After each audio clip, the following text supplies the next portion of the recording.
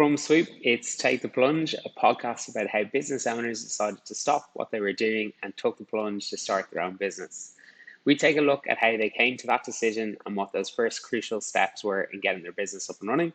My name's Kieran, and I'll be your host for this episode. Here's what you can expect on today's episode. The further I go with it, the more I realise that it's all about the kind of people and who you spend your life with. And I think that just adds so much joy to the whole thing. And it's just really fun working with just good, nice, excited people.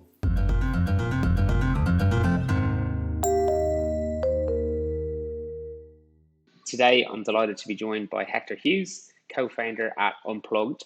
Unplugged are on a mission to help busy city workers unplug from their devices so that they can recharge. They provide beautiful cabins, just an hour from city life, for you to truly switch off and choose amazing wellness experiences to enjoy during your stay. Hector, you're very, very welcome. How are you doing today? All well, thank you so much for having me. Awesome. So if I could bring you back to the very beginning, Hector, what were you doing before starting Unplugged, and why did you decide to stop doing that and get started with Unplugged? So myself and my co-founder actually used to work together for a tech startup. We both joined out of university. He was employee number 1, I was employee number 4 or 5, and it was iPad till systems. So if you go into a restaurant or a cafe and they're using an iPad for the till. So we did the whole kind of high growth international expansion, opened up offices in the US and Australia, and grew to 70 people. We ultimately did an international despansion as well, but that's another story. But I was there for 3 years. My co-founder left in 2018. I spent the first year doing sales, wasn't great at that. Then they put me on product, ran that for a year, wasn't much better, and then spent a year running growth. And in that last year running growth, it was 2019.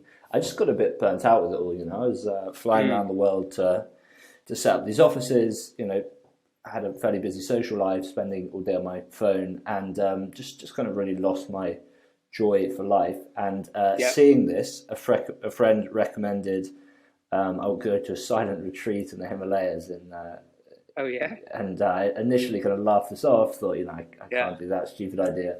But, eventually came around to the idea. So September 2019, flew to the Himalayas and, spent 10 days at this very picturesque Buddhist temple on top of a mountain. And the best thing about that was when you get there, they take your phone off you and you spend 10 days cut off from the outside world. So very cliche, but I came back and quit my job a week later. And that was off the back of a conversation with Ben. So we'd stayed friends. Went for a drink. I told him about this silent retreat. He confessed to me that he was racking up 7 hours a day screen time. And, Ben is very much not the kind of guy you'd find at a silent retreat anytime soon. And we spoke about how, there's a lot of stigma still around retreats and meditation. There's so much of the benefit. It's just getting people offline and into nature. So we set out to do something about it. And we'd heard about this tiny house movement in other countries. So there's some really cool cabin startups in the US and Australia.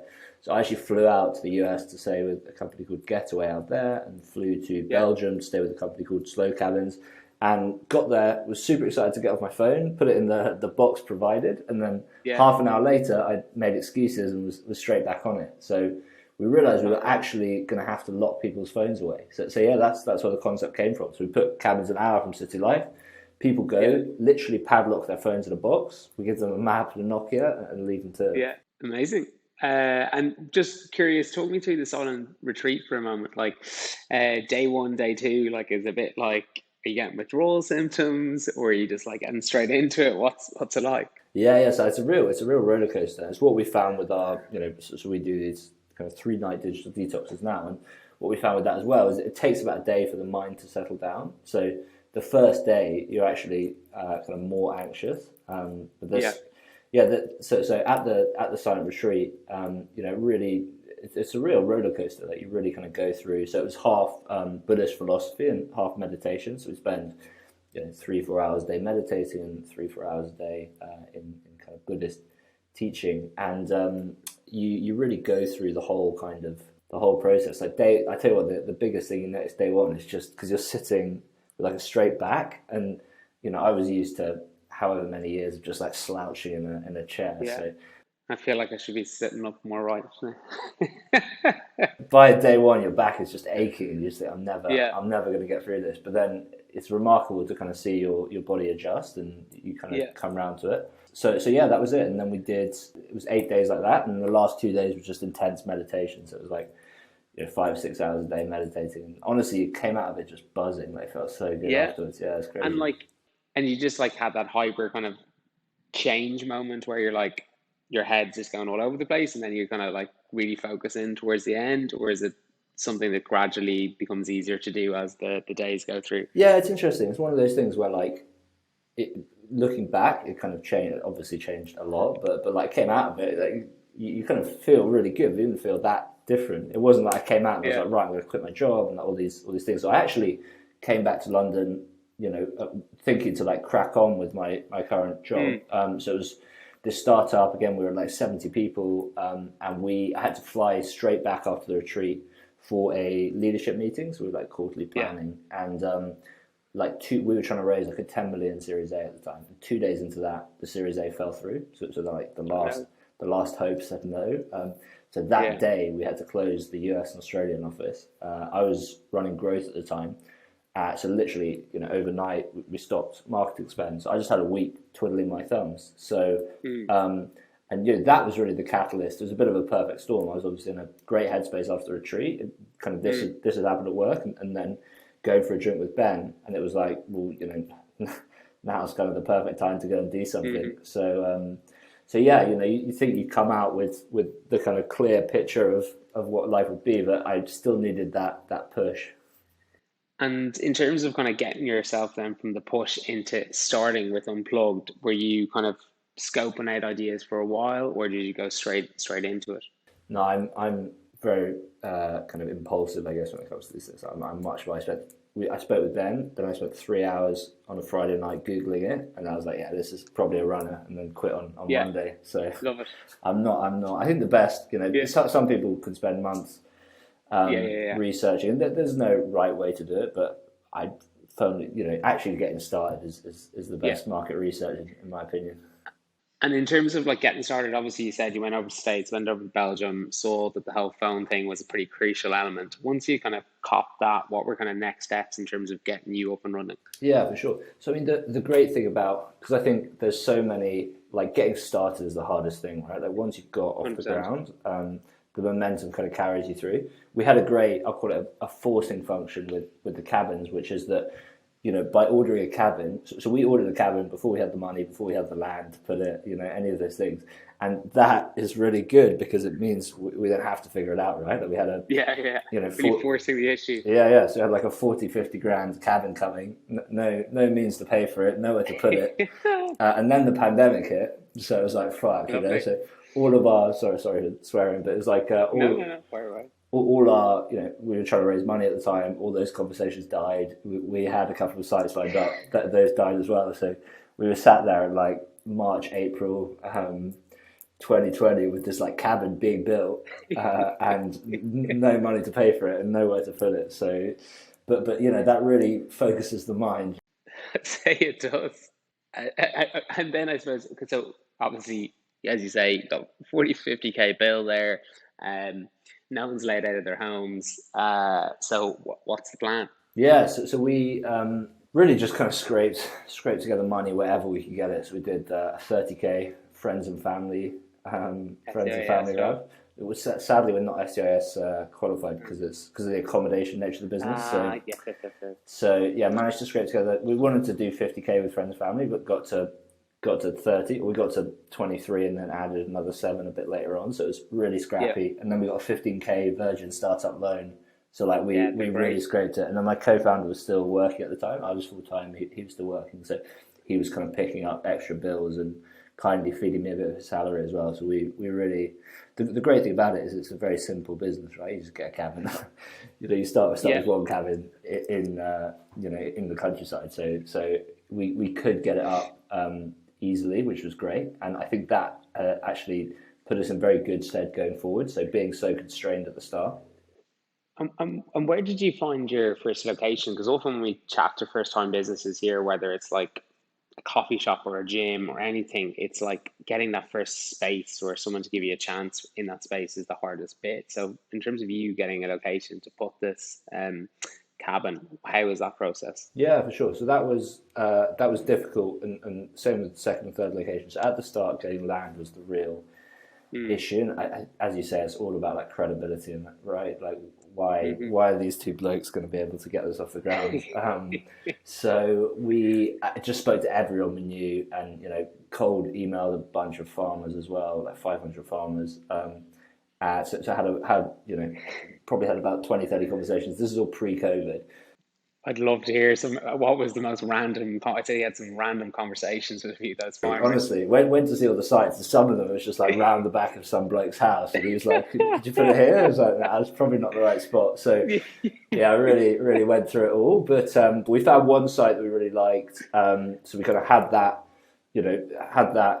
verbally agreed, and then COVID hit, and that dropped out because he said, he just didn't think we'd get it off the ground during COVID, Mm, which is fair. But then we knew we liked that part of the country, so it was a little hmm pocket between like Cambridge and Stevenage. There's a really beautiful bit of countryside.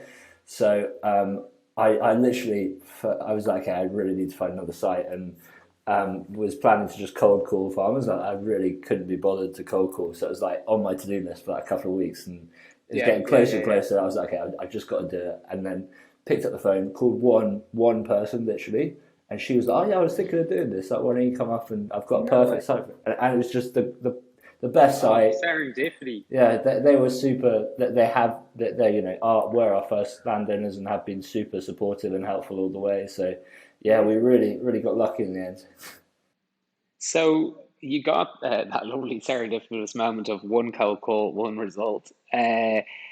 You got the cabin placed on, and so how did you then go and get some guests to get in there, or like at what point, like during the whole COVID madness, were you able to kind of open up, so to speak? Yeah, for sure. So again, we got super lucky with the timing. So cabin was due for May. It got delayed a little bit just because we didn't know anything about cabin, so we thought we'd trust the Scandinavians. So we actually got it made with a Swedish company.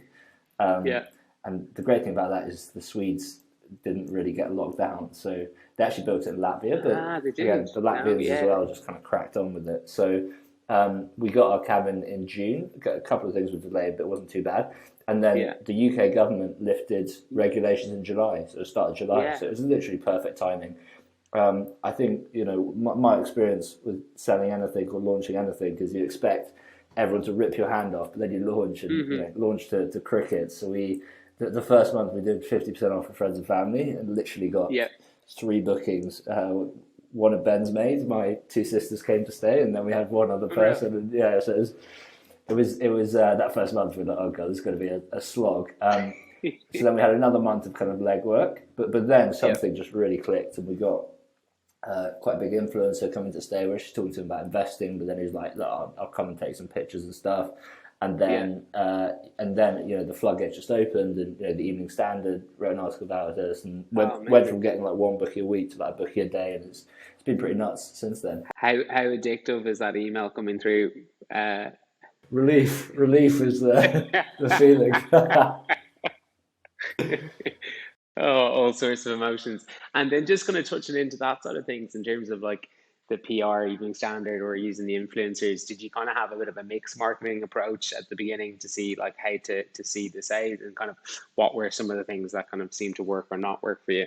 Yeah, I mean that part of the business has just been remarkable because it's we've just had non-stop organic, inbound PR and influencers and so on. So we really just kind of take every conversation we can have and Absolutely. throw it against the wall and see what sticks. And we've also had a ton of word of mouth. I think we kind of got a bit lucky. We the lock away the phones thing. Like weren't even Yeah. thinking about this at the start, but that's actually it just makes it so easy to like tell your friends at the pub about, right? Like there's a startup Yeah. that locks your phone in a box in a cabin. Yeah. Yeah. Yeah. So Yeah. so Yeah. yeah, we just saw that all. Anything we tried to do on marketing failed miserably, but luckily there was all this stuff happening behind the scenes. So yeah, we've been lazy on marketing, but that been fully booked since. So it's been Amazing. And then As you started to get the bookings come through, those relief moments, what have you looked to in terms of kind of building out the team or growing the business? Have you looked to bring in new hires or just increase kind of your spend in certain areas? Yeah, for sure. So obviously the big bottleneck with this is supply of cabins, and a Yeah. lot of people have looked at doing this in the UK and not managed to get it off the ground. And that's because you need to have momentum in all the areas. So Hmm. capital, demand, land, etc. So it was really, we spent the first, I would say, 6 months messing around with that first cabin, just figuring out how we were going to scale this. So there's some Hmm. particular challenges around off-grid energy. Like our first cabin was running out of solar power in July, so we're like, this isn't getting through the winter. But then we managed to No. kind of sort that one out in the end, which is great. So yeah, and then this year's been all about scaling up. So we raised a 300k pre-seed at the start of the year. Again, Nice. kept it super lean. So it was just myself and Ben until June when we brought on a head of operations, Tom, Yeah. who's been fantastic. He's been life changing getting him on board. And when you were trying to identify Tom, like what were the kind of attributes that you were looking for, where you yourself and Ben were kind of maybe needing some support? Yeah, for sure. So it was really someone to own that operations function. I think Ben and I were juggling it and doing an okay job, but not great. Yeah. So it was someone who had some experience there, some early stage startup experience, and then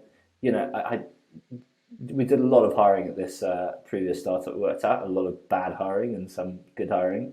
So we learned a few lessons there, and I Hmm. think hiring for personality is huge, and Yeah. just people who are like bright, really kind of get it, and then like energetic, have a kind of a bit of an entrepreneurial mindset. And I'm throwing out a few buzzwords here. And last, Yeah, no, but I completely get you. Yeah, it's so important. Like especially in the early stages when it's like two, three, four, five.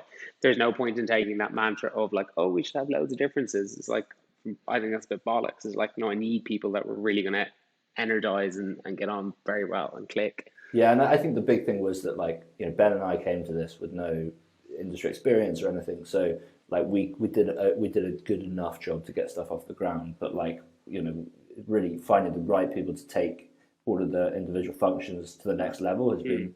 has been key.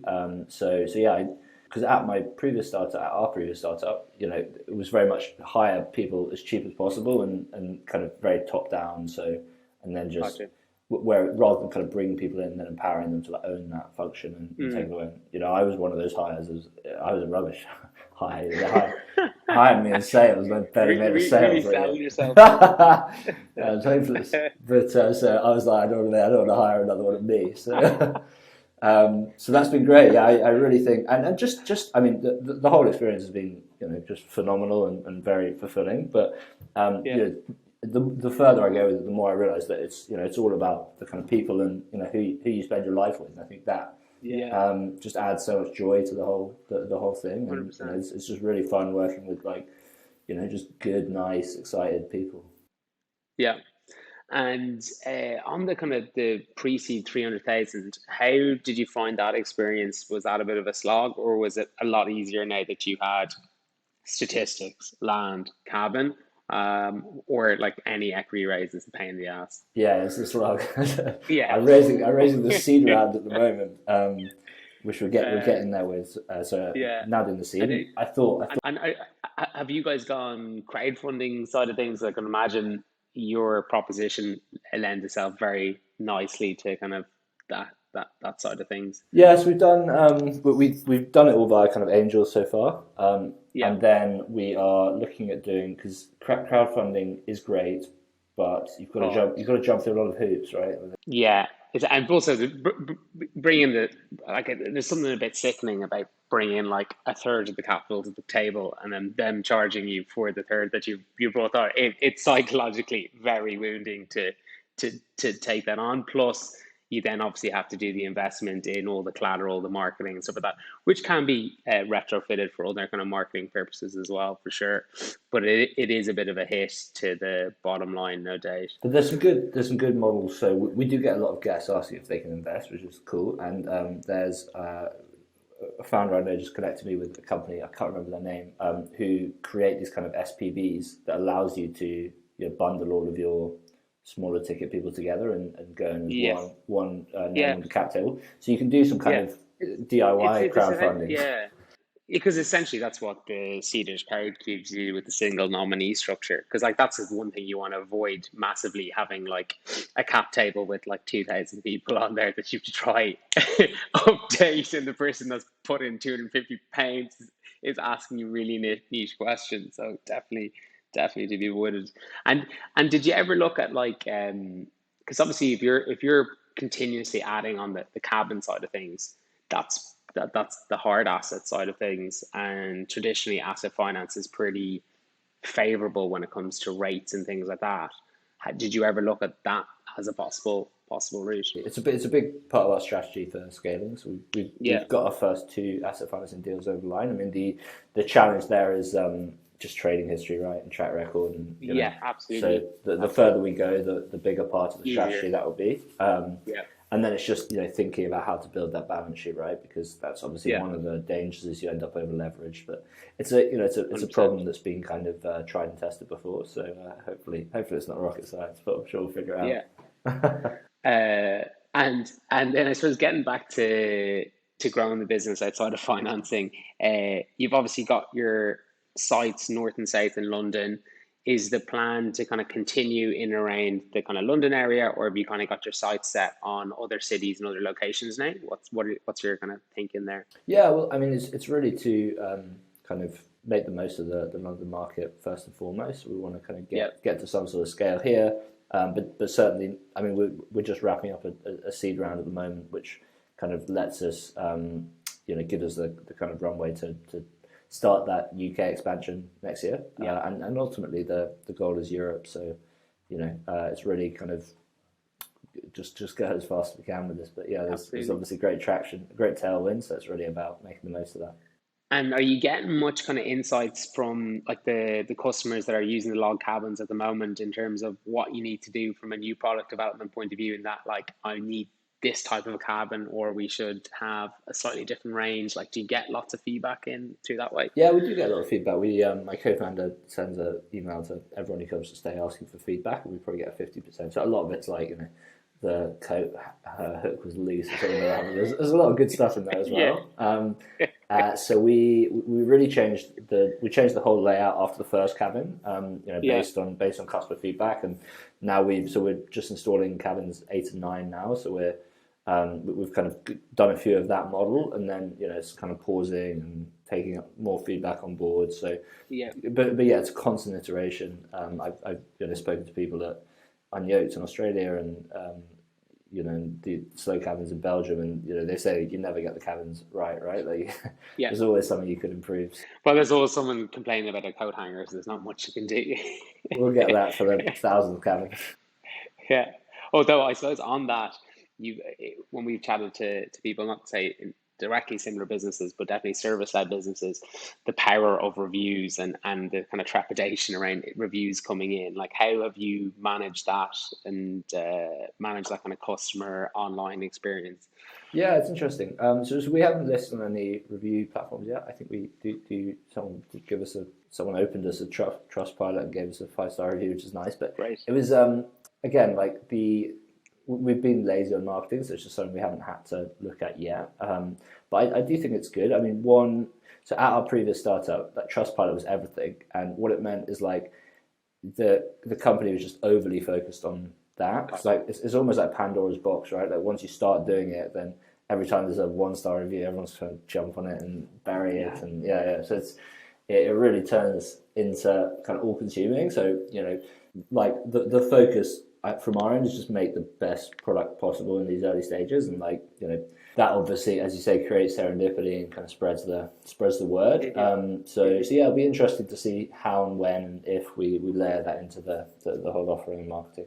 And I suppose then with the investment hopefully coming in, touch wood, very soon, what's the plan? Obviously, you touched on potentially other UK expansion. Are there kind of roles you're looking to bring in, or things you're looking to do a bit differently now that you have a bit more capital? Yeah, for sure. So there's kind of two key roles. I mean, most of that's going towards cabins. As I say, like asset Yeah, financing will become a bigger part as we scale, but in these early stages, to keep the kind of speed we want to go at, then it's just deploying new cabins so we can grow the supply.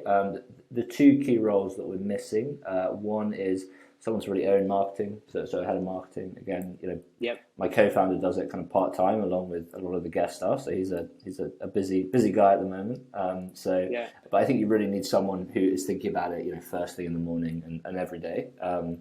Who can kind of really get into the weeds and speak to customers, put all the tracking and reporting in place, and set that strategy. So yeah, we'll go out and get a head of marketing in, and then also someone on the finance side. Again, I'm dealing with it all now, and it's a messy behind the scenes, but it's good enough. But yeah, exactly.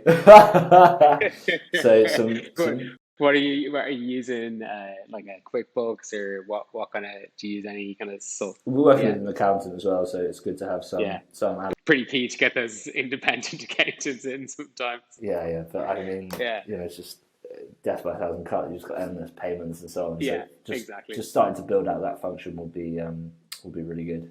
Yeah, actually, final kind of question for me, often we ask kind of like some of the tools that you found useful as a kind of a young startup. Like people sometimes say Slack, or they'll say their QuickBooks or something like that. Is there any kind of software or tool or thing that you guys have used that has really helped you? Yeah, 100%. There's a couple that have just been incredible. One of them is Seed Legals.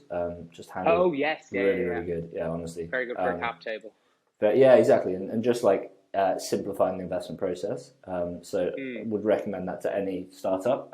The other one is Canva. Canva is so great. Like, Oh, so good. yeah. It's So cheap and so free as well. unbelievable. It's unbelievable. So my co-founder does most of our materials, like investment materials, all of these kind of things. Yeah. And we always get comments, "Oh my god, who designed Makes a the huge deck?" difference. It's just a difference. Canva template. So Yeah. it's crazy. So those two are great, and then all the basics, Slack, Gmail, and then G Suite. You can do a lot of damage with those. So keep it simple. No, good shape. Hector, can't thank you enough. Like, that couldn't have had more good nuggets in there. And I love the story. Love starting from a 10-day silent retreat and getting to where you are now. Wish you all the best with the fundraise and the expansion. Look forward to seeing where Unplugged go. Need to get myself in one of the cabins as well. But thanks so much for coming on and chatting to us today. For sure. Thank you so much for having me. It's been fun.